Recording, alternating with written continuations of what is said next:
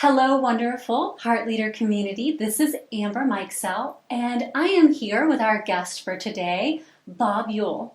Bob is the co-founder of Bar S Foods, and he is a wonderful representation of what it means to be a heart leader, not only in business, which he has amazing stories that he's going to share with us about, but also in the community as he gives back regularly and also within the family, which I can personally attest to because I've had the honor of sharing within his family and really being part of everything that he does to take care of them. So he really is a great example of what it means to be a heart leader across life. So he's going to give us some examples and share his stories so that we can gain insights from all of his depth of knowledge and awareness. So first off, thank you for being here. Well, Amber, thanks for having me. It's a pleasure to be here on the inaugural podcast for Suivera and a Heart Leader program. So really excited to be part of that. Well, having you here is an honor. Yeah. So I'd like to start out, since our theme for this month is all about gratitude and how gratitude can play a part in being successful in business and throughout life. Can you tell us a little bit about how that played a role in your business and really a little bit about Bar S? Okay. Well, I have to go back a little further than that to start out. It kind of came from a couple of principles I've learned throughout my life. And I came from a relatively poor, certainly lower middle class family. But I had a very strong mother who had a lot of principles that she always taught me, and certainly one has stuck with me all these years, and it's led to a lot of my success, I believe, in my life. Whatever I have succeeded in, I have to attribute it to some of these principles. And her principle was the golden rule that you do unto others as you would have them do unto you, and that embodies a tremendous amount of gratitude as well in that whole principle. But I've used that principle throughout my life, and certainly in my business life, and how I went about conducting myself in my business. The second principle, really a set of principles that I learned back in college at Ohio State University. Go Bucks. Go Bucks. And it came from Maslow's hierarchy of needs, and it was a psychology course I took, and I think that's the only thing I remembered out of the psychology course was this set of principles, which was a pyramid that started out with physiological needs of people, air, water, food, moved up to safety, being safe and secure, love and belonging. Those are great needs that every human being has. Self-love, which was extremely important, and one that you and Heart Leader Program and Suivera, I know, espouses tremendously in reading your materials. And then lastly, self-actualization, and that is kind of doing what you're doing, is changing the world. In other words, really achieving your goals. So all those needs, a business, as well as a relationship, needs to support those needs. And if it doesn't support those needs, you don't get the outcomes that you would expect. So those principles led into my business career, which I had a number of jobs before, but I ultimately wound up in a large food processing company that was owned by a New York conglomerate in Phoenix, Arizona. I was the division, and I came to this division to do a study and help improve the profitability of this division, which was a food processing business, a meat company. And during that process, which I spent about 4 or 5 years on with other managers, we decided that the company really didn't have a very good future. Wow. And the main reasons were it was a very old company, over 100 years old, and it it hadn't been, the reinvestment hadn't updated the old plants, and but mainly it was a cultural problem. The company was bound to a number of union contracts, and over the years, it had become a management versus labor problem. Mm-hmm. And so the productivity of the organization was very low, morale was low, and so we gathered together as a subset of the management team and decided what can we do about this, and we tried a number of things, but ultimately we decided that that the parent company should divest itself of this company, and we tried to sell it, but nobody would buy it. We couldn't get a buyer, and so we decided that it's kind of easier to be born than resurrected. And so we decided to start anew with a new company. So we would form a new company, buy the assets that we chose to buy from the parent company, and hire all new workers, at least new to this company workers, which would be non-union workers. And it doesn't mean that the people that work there, they could reapply, but they would have to reapply under these new conditions, a new culture, so to speak, that we wanted to create in this company. And the company was called Bar S Foods. And so right from the get-go, well, on a Friday, we closed all the plants, one Friday in August 1981. And on Monday, we opened up and we started hiring over 2,000 workers to work. And we had a set of criteria that typical when you apply for a job, you don't see. We wanted the new employees, quote, quote, new, but even though they were the old employees, many of them were, because many of them wanted to continue, even though they got a nice severance package from the parent company when we closed the old company. So just to make sure, you took great care of the former employees. Oh, they were well taken care of, including benefits, and so they weren't upset. They wanted to work too. They got their severance, but they still wanted a job, and they were kind of excited about what we were trying to create. And so we decided that when you come to work for a company, that there's a contract you have. It's not a written contract with fine print. It's an understanding about what you expect to receive and what we expect to receive. And we spent a lot of time before we started our hiring process of creating a set of commitments that we expected anybody that would come to work here would agree to these commitments, as well as to our mission and as to our pledge. So if you couldn't do that, once you understood what they were, then you probably should go work someplace else. So we started out that way. And I think that created a tremendous culture right off the bat. And we also told the employees that we didn't expect them to do anything that we wouldn't do, or receive anything that we didn't receive, or not to receive something that we receive. For example, many companies, the executives get a big bonus every year, which may not be the case for the employees. They don't get a bonus. That wasn't what Bar S was about. If we got a bonus, the employees got a bonus. And this gets back to my first principle, the golden rule, right? That's the way we would want to be treated. So everything we did, we tried to couch it, well, how would we want to receive that? So the commitments, which I think was the backbone of Bar S, and ultimately the backbone of our success. Mm-hmm. And I'll just relate some of them. That would be great. I'm a team player with a positive attitude. I treat others with dignity and respect. I'm honest and I'm reliable, and so forth and so on. And there's 10 of them.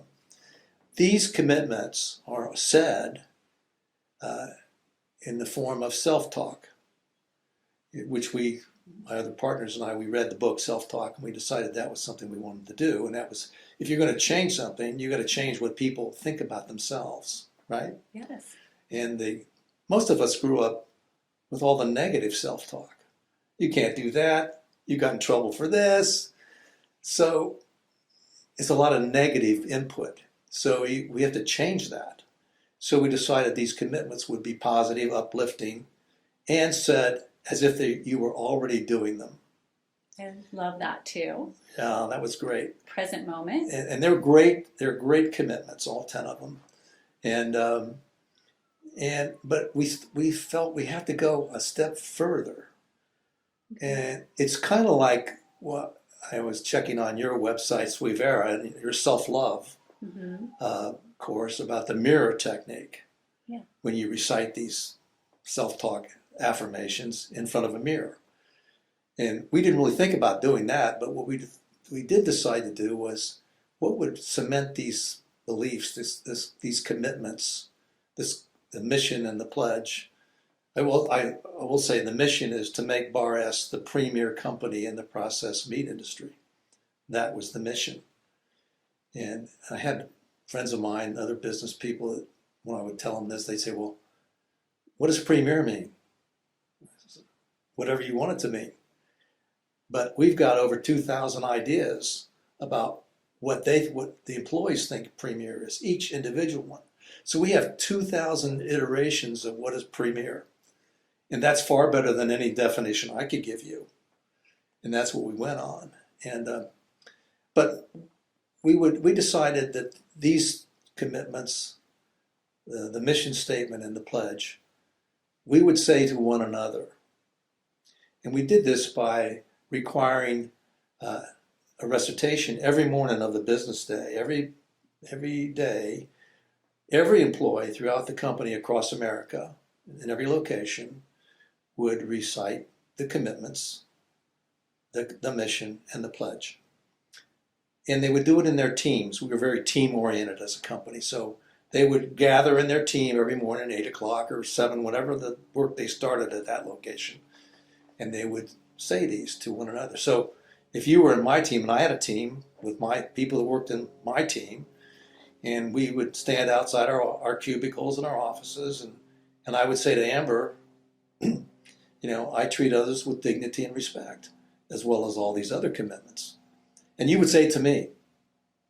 So it created a powerful bond over the years, in that if I didn't treat you with dignity and respect, not only did I know that I didn't do that, I know that you know I didn't do it, because we created this verbal contract and this bond with one another. It became so powerful that if for some reason I didn't tell the exact truth, and that was another course I gave the employees, is lying. What about lying? There's all kinds of lying. And if I didn't tell the truth, whether it wasn't actually lying, but omitting something that I know that you needed to know what was true, that was a break in that bond. I am not honest and reliable if I do that. So I would apologize for that. And I would expect you, if you did it, because everybody makes those mistakes, to apologize to me. And I would try to atone for it. So this became pervasive throughout the company. And with all our workers, everybody subscribing to this culture and saying these affirmations to one another every day. I don't know any company that does this or didn't. But I believe it was one of the major reasons for our great success. And in fact, when we started out, most of our competitors thought we wouldn't last for 6 weeks.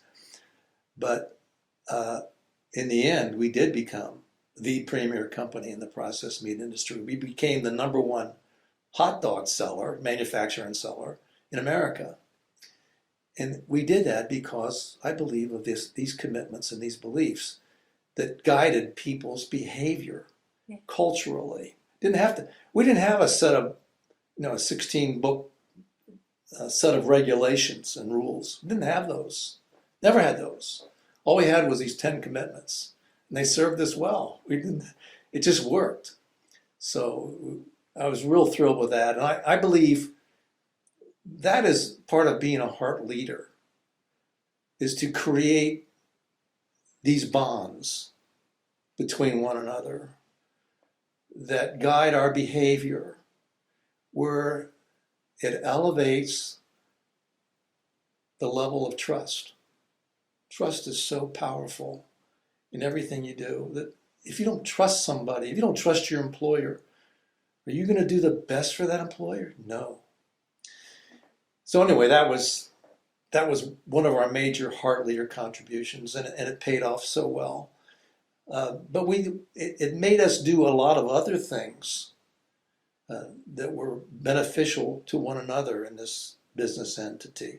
I was going to say, it sounds like you offered courses too that taught life skills that were not only important within the business, but carried over into their everyday life as well. So again, part of being a heart leader is empowering, right? Right.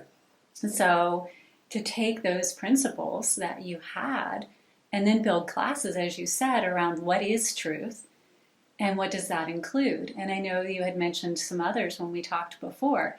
You constantly had, it's not as though that's directly related to creating the premier meat company and creating meats, but it was important in their behavior within the space that then contributed to creating that. I'll give you a couple examples of that. One is, we can't have trust and mutual respect if we don't understand one another. When our company, mainly due to some of the locations we operated in, mainly Oklahoma, we had 6 plants in Oklahoma, mainly communications was extremely important. And we had over 50% of our workforce were Hispanic Americans. And many of them, English was a second language for them. So we decided that we would teach English. We actually became the largest English class in Oklahoma.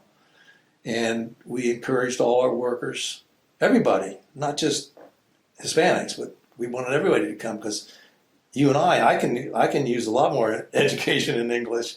But anyway, we had these classes, and the workers would come after their work shift, or on Saturday. We had Saturday classes too. And we invited them to bring their family members too. So, and that showed, I think, our employees that we really were interested in communicating with them and to learning more about them, and that paid off tremendously.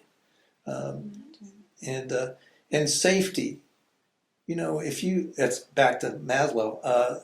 If you don't feel safe in your organization, after all, a meat plant is a fairly risky place to work.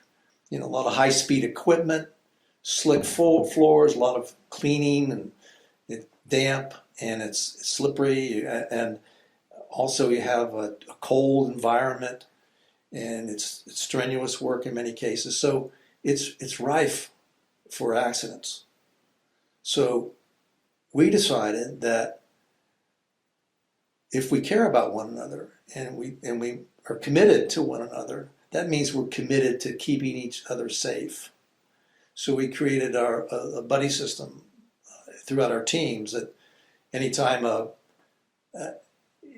situation might pop up that would cause an accident, or the employees know this better than anybody, what are the risky things, was to speak out. Not just speak out, but to offer a suggestion of how to fix it.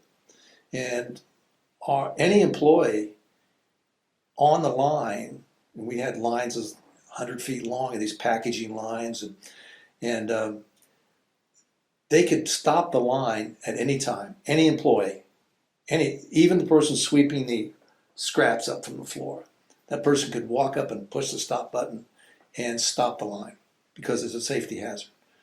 And the whole plant would shut down. And we would all jump on that problem, and with the employees try to fix it right then and there.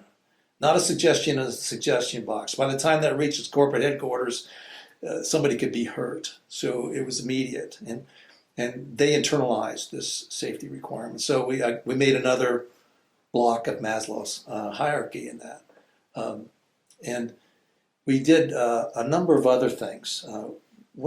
one of the reasons companies have unions and there's a disparity and lack of communications between management and workers is there's no place to grieve.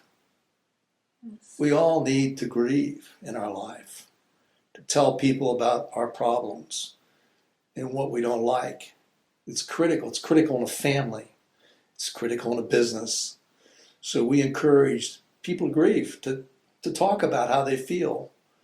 And hopefully, when we trained our first line managers, our foremen, to be more compassionate and to understand why people need to grieve and to listen and to not make fun or disparage anybody who's grieving or complaining about a problem that they have, real or not real. And even to the point where all the employees had my personal phone number so they could call me. If they didn't get satisfaction, they could call me. And I got quite a few calls. And it's a wake up because you all of a sudden realize that they are human beings too. And if I was down there and I had that same problem, I would want to be able to talk to somebody about it. So that was a very important part of our thing. We recognized people as well. We did a lot of recognition, tremendous recognition, because that's self-actualization. Everybody wants to have the esteem of being recognized and being heard. But we also felt that if we really did care about our employees, that we would care about their health and their wellness. This episode of the Heart Leader Podcast was brought to you by Stephen Douglas. Stephen Douglas is one of the nation's leading boutique search and interim resources firms and has been recognized as a leader in identifying and providing access to top talent for clients since 1984. Whether it's a company preparing to go to the next level or a candidate looking for better opportunities, Stephen Douglas keeps the focus on the needs of the people they serve. They specialize in connecting the right talent to a company's needs, while also understanding what the market demands. To learn more about this amazing organization, visit them at stephendouglas.com. We worked a lot on health and wellness, and we came up with the Bar S Fit to Win program. And this program, an individual, along with some coaching, they would set their personal health and wellness goals for themselves, whether it's losing weight, getting my blood pressure down, not feeling so stressed, so forth and so on. What kind of diet do I need? And they would set their own personal goals. And every year we would have a Bar S Fit to Win Olympics at each location. And we would measure how many push-ups they can do, how many chin-ups, how fast they could run. But we'd also measure their numbers, their blood pressure, their weight, cholesterol, so forth and so on. And rather than this being your typical Olympics where you compete with other people and you try to beat them and win, you didn't win that way. The way you won was beating yourself. So if you came up with numbers that were better than your numbers last year, that was a very positive thing. And the people that had the most improvement in those numbers, they would win the Olympics. And if they could win their local Olympics, and then they would be sent to the National Olympics. And again, their numbers would compete with all the other winners around the country. So it became, wasn't dog eat dog to beat your fellow worker. It was to beat yourself, to improve yourself. And that was very instrumental in people improving their self-love. If you don't feel good about yourself or how you're eating or sleeping or stress or how you look, it's hard to love yourself. So if you believe you can change that in a relatively short period of time, your esteem goes way up. And it was kind of selfish in a way when we did this. After all, competing in capitalism and our consumer world out there is very competitive. Every penny counts. Every everything counts that you do. And your competition is striving day in and day out to beat you, to put you out of business. So a real edge we thought we could get was having a workforce that was mentally and physically fit. And that paid off. I really think it showed up in our medical numbers, or they went way down. Our absenteeism went way down. Productivity skyrocketed. We wound up with some of the best productivity numbers in the industry. Again, non-union. Mm-hmm. Non-union. This was all done.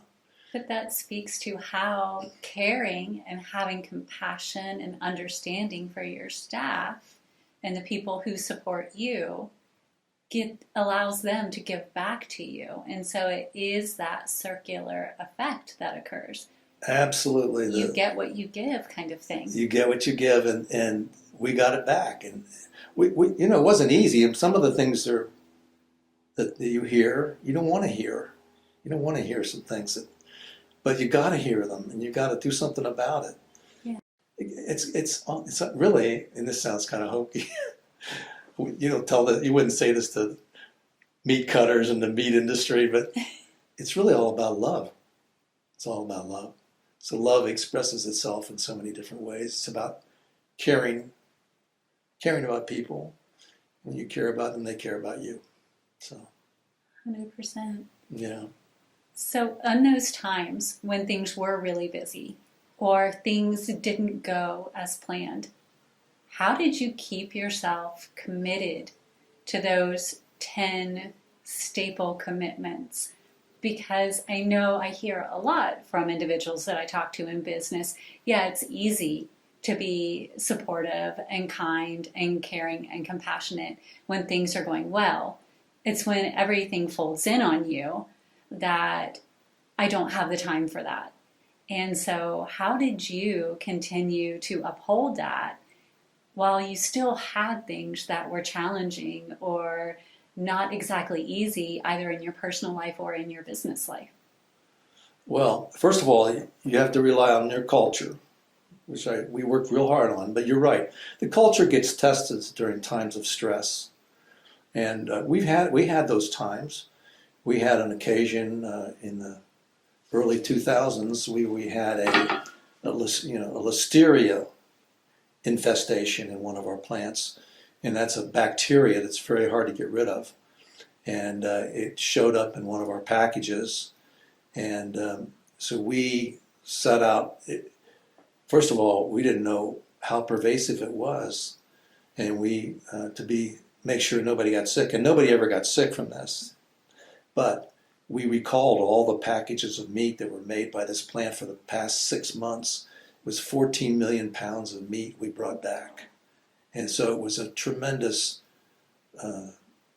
effort to do that, but it was also a major financial hit that we weren't sure we could survive. But we went to the employees, and because we didn't have the answers. Nobody in the industry, all meat companies were fighting this listeria problem. And so we went to the employees because they're the ones that really can make sure you're either clean or not clean in your plant. And and they all went to work. They participated in our teams to find. We closed this plant to try to find the culprit, where it was coming from, and we found it.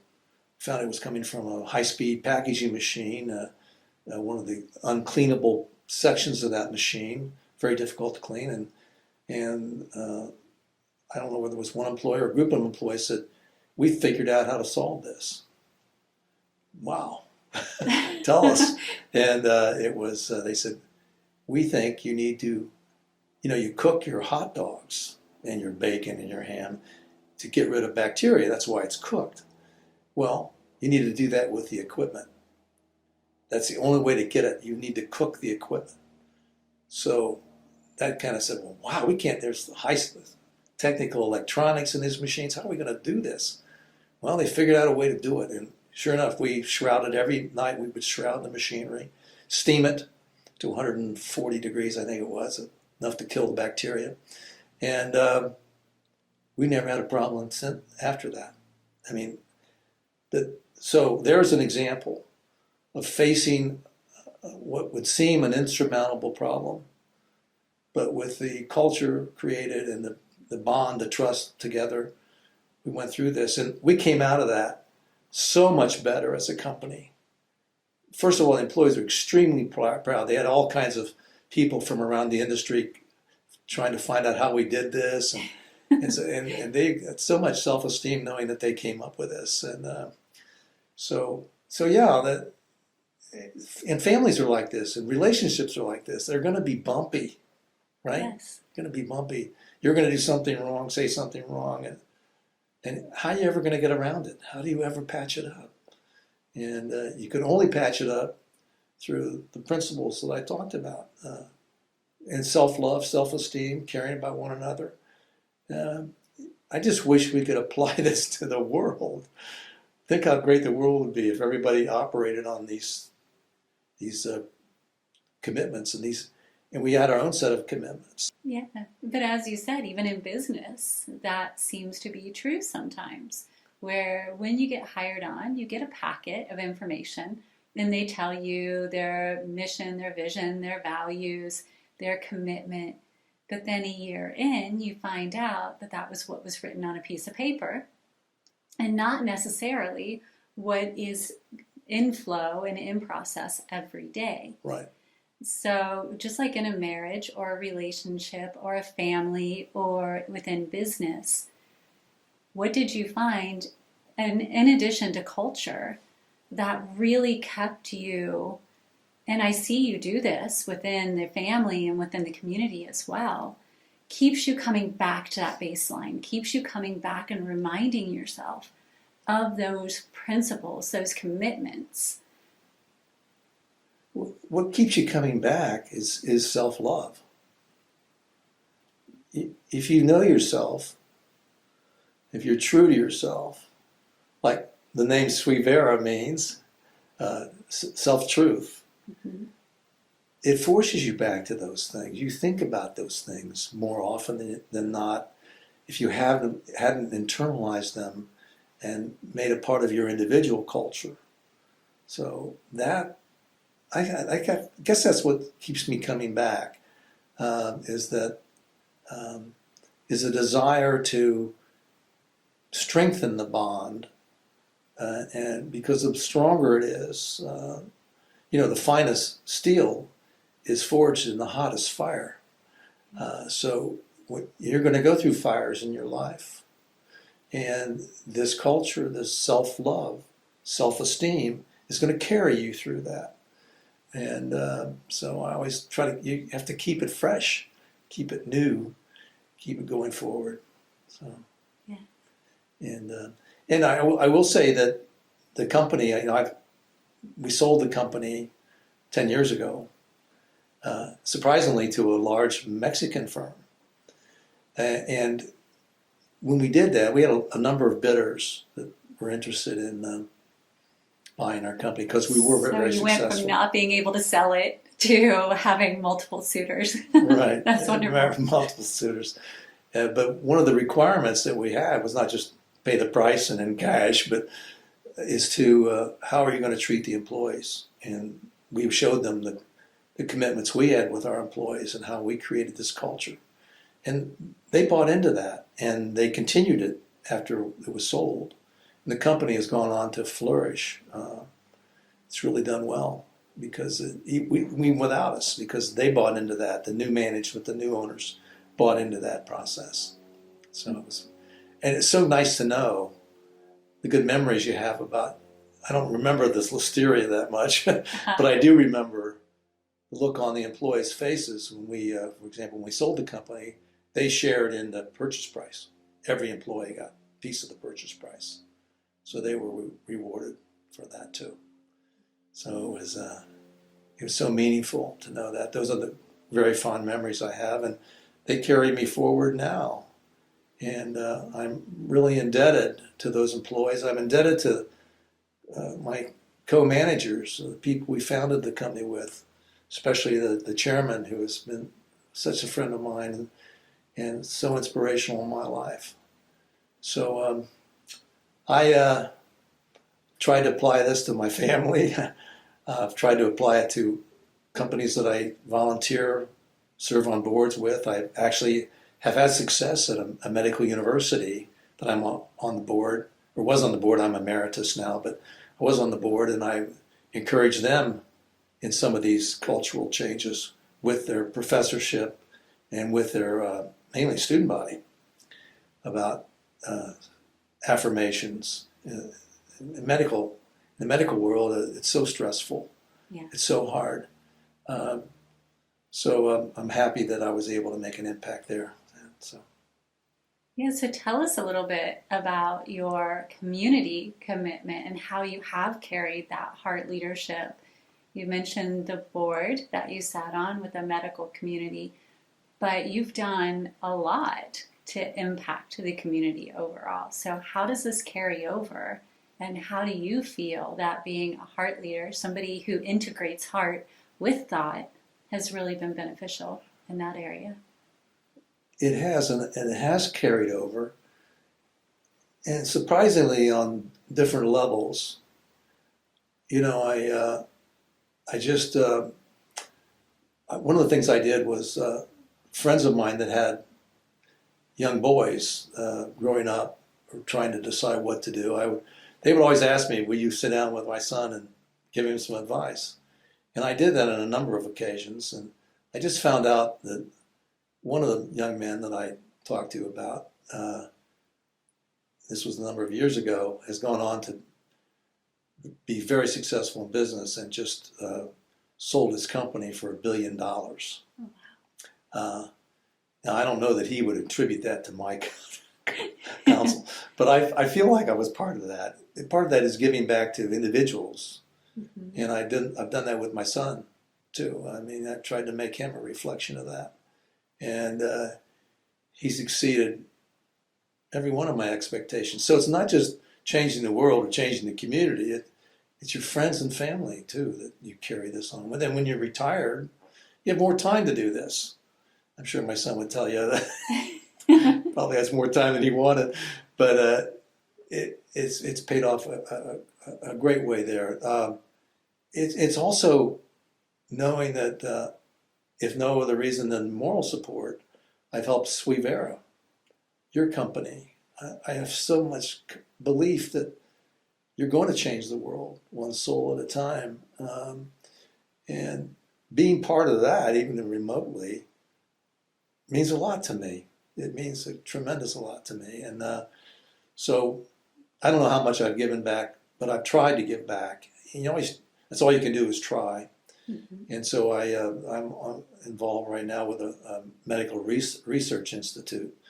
And one of the things I'm working very hard there with is to looking at medicine from not just a pill and scalpel approach, but to look at it as a holistic approach, like Maslow's hierarchy of needs. I mean, we have needs that need to be filled lots of ways, and medical and disease, and that can be dealt with on so many levels, be that nutrition or meditation, stress management, exercise, all these things that are really under the control of the individual.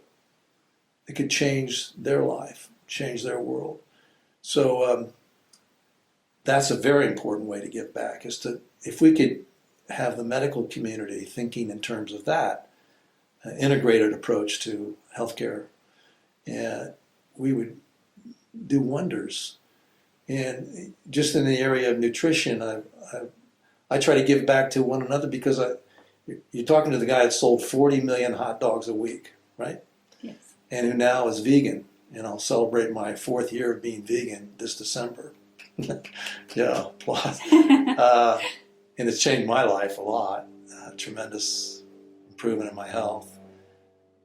But just telling people about this. And you don't always hear you don't always see the results of what you've done, at least not for a while sometimes. And some people I've talked to about my benefits, they've decided to try that for themselves. And some of their results are fantastic. So I feel that's part of giving back too. Giving back is spreading the word. You know, I look at veganism as a 3-legged stool for myself. One is obviously the nutrition and my own health That's one leg of the stool. The other leg of the stool is those poor animals. I was involved in that, not realizing what I was doing, not realizing that my dominion over animals caused them a lot of pain and suffering. So I would like to see that diminished, if not eliminated, and treat the pigs as well as we treat our pets and and then the cows. And so that's another leg of the stool. And the third leg of the stool is our world. I think reducing the agricultural farming, animal farming, and meat production is a great contributor to the CO2 in the planet. And everybody's talking about all the things we can invent or do to fix that. Well, Monday morning we all could decide to fix it, and it would be painful for the people in agriculture. They'd have to switch from raising cows to raising plants. But it could be done, and it could be done very quickly without a lot of investment. So that's the third leg of the stool. So that's part of giving back. And that was something I actually, frankly, have to thank you for, Amber. You were a very important part of that in my life. And I'm very appreciative, very grateful for that. Oh, thank you. I'm very grateful to see you flow through it and then share it with so many people. It becomes a ripple effect. And part, again, of coming back to that heart leader is by embodying, as you said, that self-love and that knowing of who you are, so that you always go back to your guiding principles and your core values. You do influence or show others what's possible.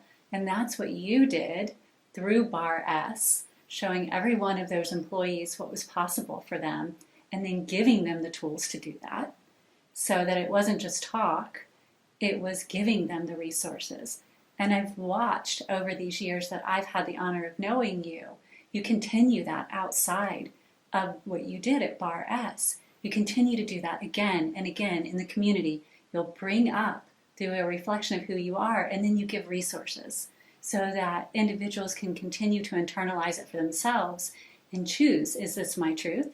Is this me, or is it not? And you don't force it on people. You give them the opportunity to integrate it, to make their own conscious choice. Mm-hmm. And to me, that's one of the things that I've really loved being in witness of as I've gotten to know you, is it's never force. It's always support.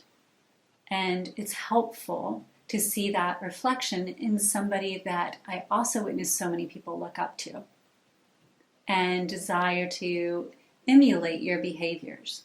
So how do you continue to do that over and over again and not lose yourself? How do you not allow that outside pressure to cause you to cave in? Are there any techniques or tools like meditation or mental frameworks or any tools that you could impart on individuals? Well, the tools that I use, now that I'm retired, I'm 78 years old, and so I spend a lot of time on myself. I won't deny that. I have to work on my nutrition and how I eat. I have to work on my exercise. You have to do a lot more to keep the old body work going. So that's important. That keeps me keen. But really, the beauty of helping others and loving others is the love you get back. When I was a little boy, I got in trouble with the police, and the judge let me off on one condition that I didn't have my father had left the family that I obtain a big brother through the Big Brothers organization. And that it turns out that person was a minister, but he had a tremendous effect on me. He gave me part of himself, but it didn't take away from himself, because what he gave, he got back so much more in the years, and he saw what I became, what I did, changed my life to the point where I remember when I was a young man, I joined the Big Brothers, and I had little brothers, and so it's you don't lose when you don't lose this when you give to others. You don't lose anything. You get back so much more than you sow. So I don't ever think about it as losing something or taking away from me. I always think it always enhances me. And I make a lot of mistakes too, and I'm not a saint, you know. I just have enough of that schooling in that area, that self truth, enough of that, and you have to seek it out. You have to seek it out. You just can't. This isn't going to happen to you. You've got to talk to it, like you, like Austin. You have to seek this truth out, and try to follow people that you trust. And so I try to give back as much as I can, and hopefully, I wish could be around 50 years from now to see what you've come up with, what you've done to the world. How did you change the world? And I know I would be very, very pleased. I know what will happen. So. Thank you. Yeah.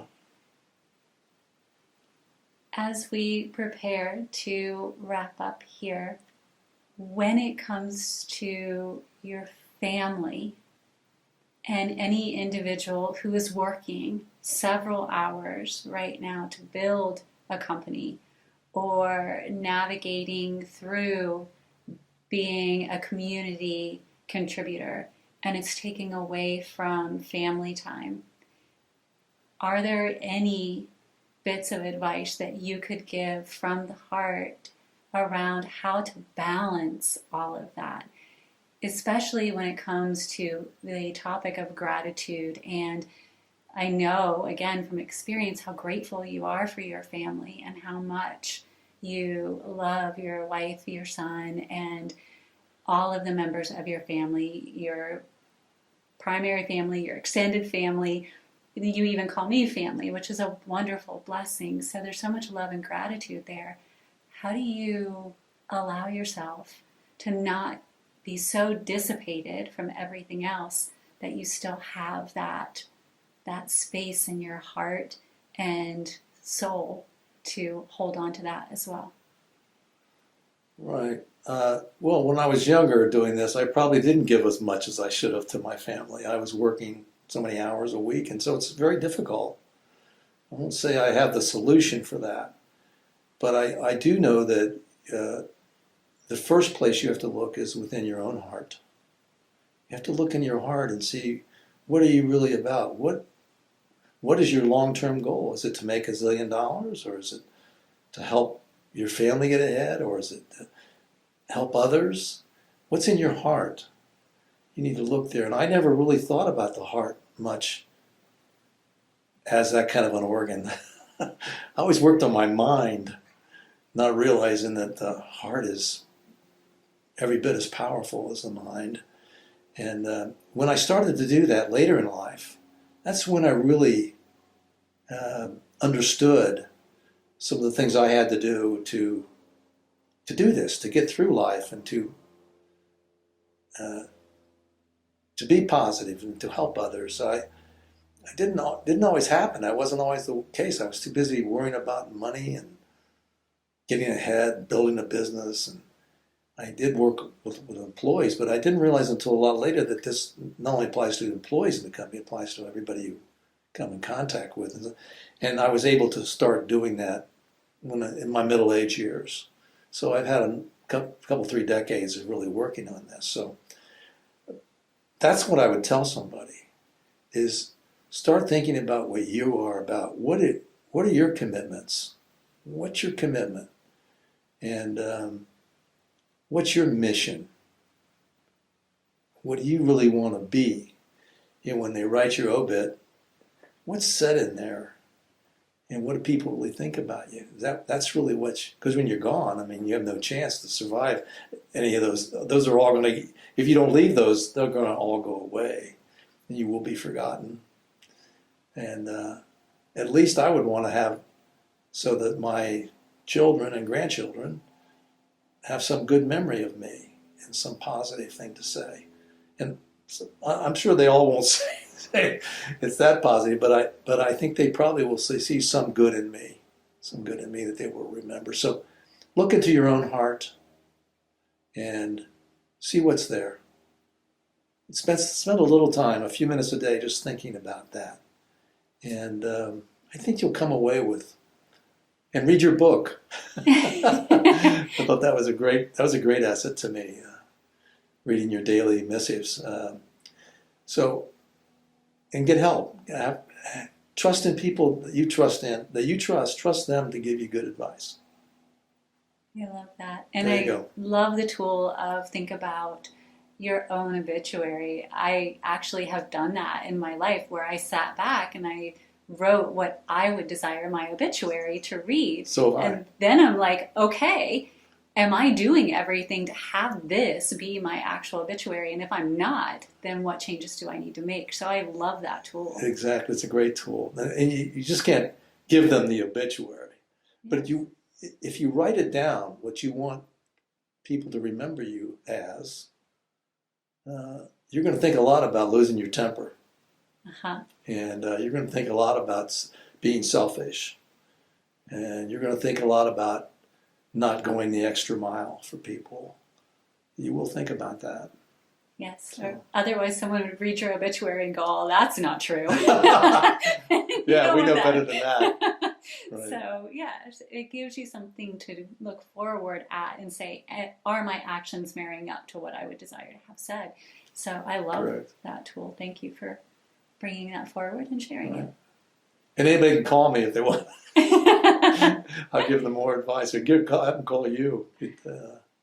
Yes. Yeah. Life is not doing it all yourself. Not doing it all yourself. Agreed. And the more I let go of that, the better I am.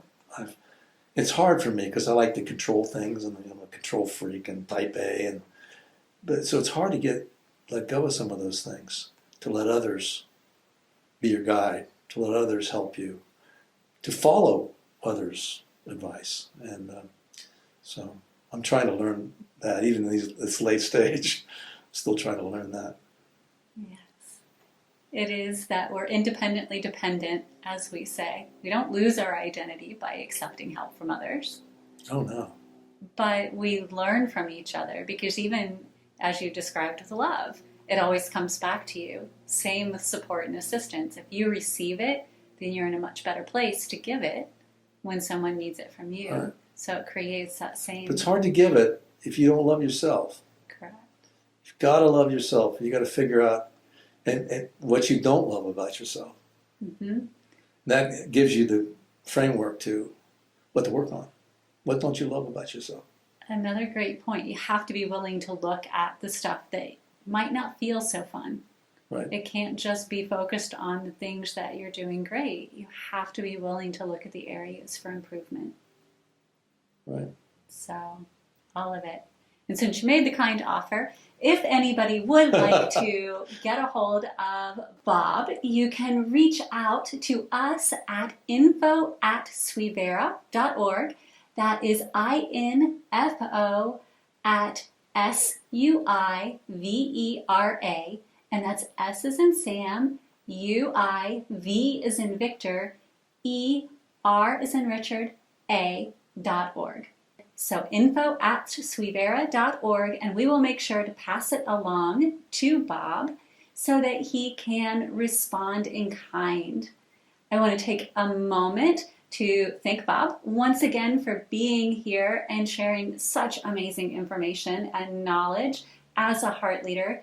And we also need to give a shout out to our amazing sponsor, Stephen Douglas. Stephen Douglas is one of the premier placement firms here in the United States, and we're going to make sure to have a lot of information on our site so that you can get a hold of them and learn a lot more about them. We also want to thank the Transformation Network for everything that they do to support us in bringing this podcast into life. Until next time, I'm Amber, your host with Sweevera, and we look forward to seeing you in our Sweevera community.